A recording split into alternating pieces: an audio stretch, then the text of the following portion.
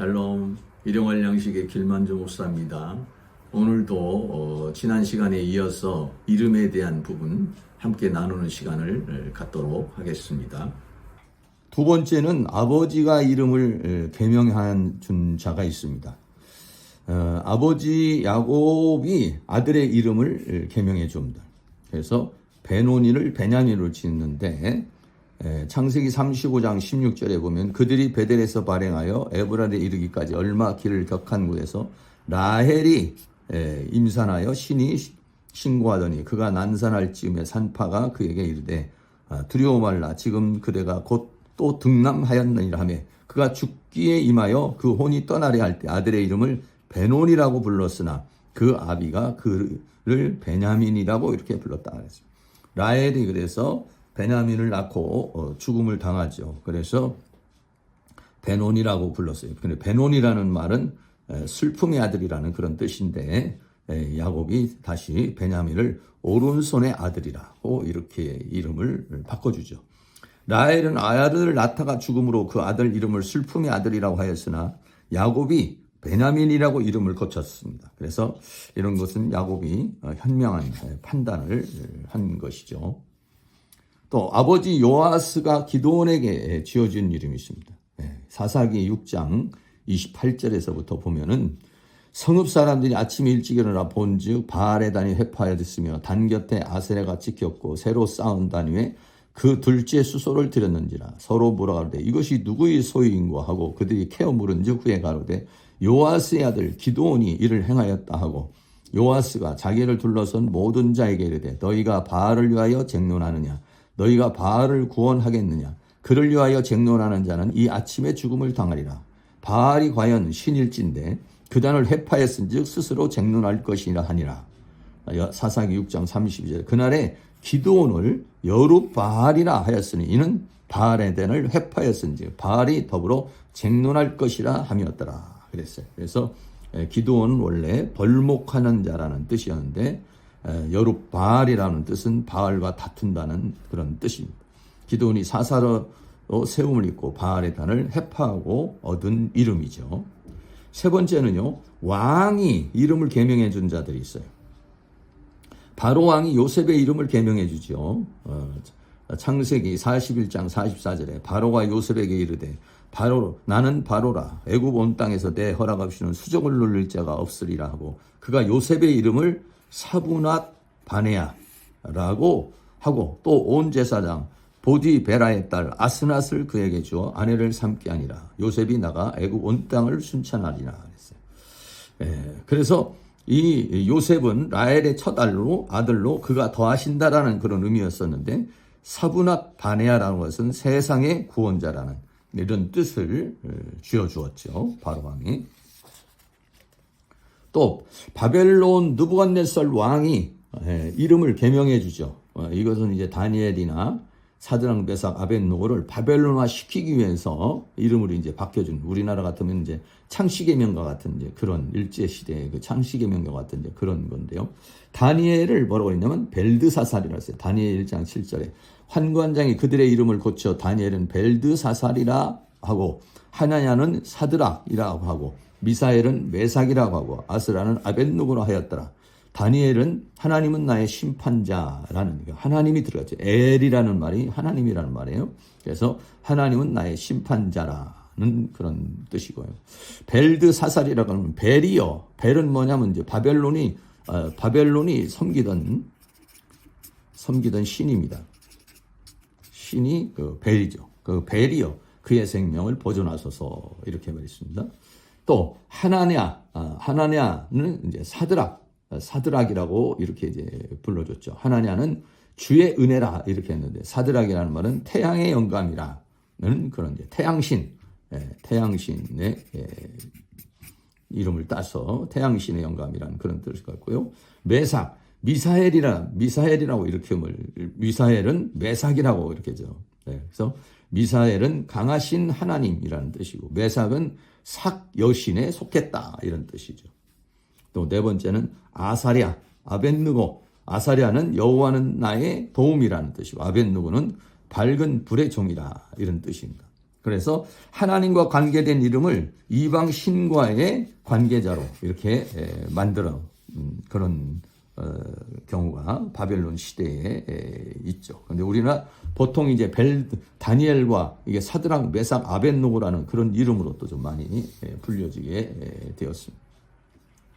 스스로 계명한 경우가 있어요. 사울 같은 경우는 바울일로 이렇게 계명이 되었죠. 사도행전 13장 4절에 두 사람이 성령의 보내심을 받아 실루기에 내려가 거기서 배 타고 구브로에 가서 살라미에 이르러 하나님의 말씀을 유대인의 회당에서 전할 때 요한을 수종자로 두었더라. 바울이라고 하는 사울이 이렇게 했어요. 바울이라고 하는 사울이 성령이 충만하여 그를 주목하고 그랬죠. 그래서 사울이 본격적인 선교를 시작을 하면서 사도행전 13장부터 바울이라는 그런 이름을 사용하게 됐죠. 네, 그래서 사울이라는 이름은 원래 큰 자라는 그런 뜻이죠. 그래서 사울 왕, 당시에 그 사울 왕을 이렇게 사울과 같이 그런 큰 자가 되라 이런 말이죠. 그리고 바울이라는 말은 작은 자라는 그런 의미입니다. 그리고 사울은 유대 즉 이름이고 바울은 로마적인 그런 이름입니다. 바울은 유대 이민자의 가정에서 출생했기 때문에 두 이름을 가지고 있었습니다.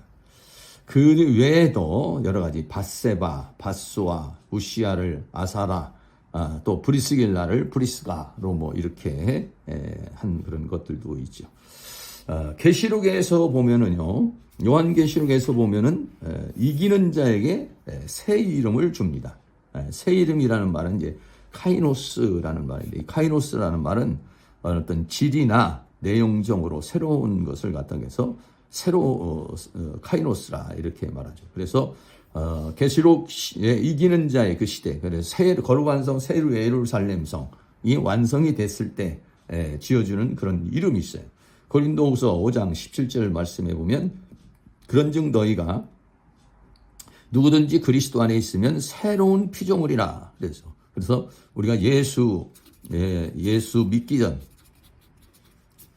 믿은 후는 이제 새로운 삶이 시작되는 거죠. 그래서 새로운 피조물이라. 이전 것은 지나갔으니 보라 새 것이 되었도다. 질적으로나 내용적으로나 이제 새로운 그 피조물이 되고 새로운 새로운 삶이 시작이 되는 거죠. 에베소 4장 24절에도 하나님을 따라 의와 진리와 거룩함으로 지으심을 받은 새 사람을 입으라 이렇게 말했어요. 그래서 우리가 이제는 의와 진리와 거룩함으로 지으심을 받은 이제 새 사람을 입는 새로운 피조물의 삶에 대해서 이야기를 하고 있습니다. 요한계시록 2장 17절에 보면 그 이기는 자에게 주어지는 것이 있는데요. 귀 있는 자는 성령이 교회들에게 하시는 말씀을 지었다. 이기는 그에게는 내가 감추었던 만나를 주고 또 흰돌을 줄 터인데 그 위에 새 이름을 기록한 것이 있으니 받는 자밖에는 그 이름을 알 자가 없느니라 라고 그렇게 말했죠. 그래서 이기는 자에게 새 이름을 줄 것이다 라고 그렇게 말합니다. 이 새 이름이라는 말은 예수님도 가장 높은 이름을 받으셨죠. 빌립보 2장 9절에 보면 이름으로 하나님이 그를 지극히 높여 모든 이름에 뛰어난 이름을 주셨다. 예수님께서 그 낮아지심을 통해서 이제 계속 낮아지셨는데 그 낮아지심으로 말미암아서 하나님께서 이제 높이시죠. 그래서 예수님의 삶이라는 것은 낮아지심의 단계가 있고 또 높아지심의 단계가 있죠. 그래서 하늘 보좌에서 땅으로 내려오시고 땅에서 사람에서도 종의 모습으로 오셔서 죽기까지 복종하셔서 무덤에 내려가시게 되는 거죠. 죽음이죠. 이렇게 그래서 하나님의 그 영광의 보좌에서 하늘의 보좌에서 시작을 해서 무덤 땅 밑에까지 내려가셔서 하나님께서 다시 높이시죠. 다시 높여져서 가장 뛰어난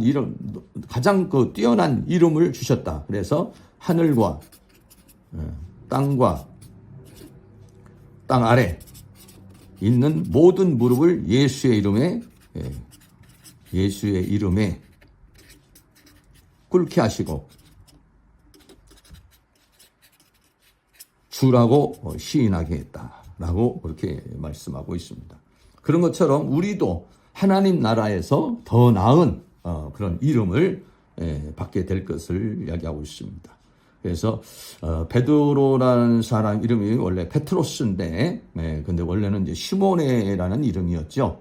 그래서 그 시몬이라는 이름이 이제 베드로로 예수님께서 이제 이름을 바꿔주시고 새로운 인생을 살게 해주셨는데, 오늘은 그런 그 이름에 대한 부분에 대해서 함께 나누어 보았습니다. 오늘은 베드로전서 1장 1절에 있는 이름에 대해서 함께 나누는 시간을 가져봤습니다.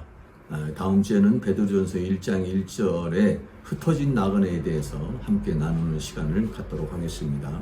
주님 안에서 편안하세요. 감사합니다.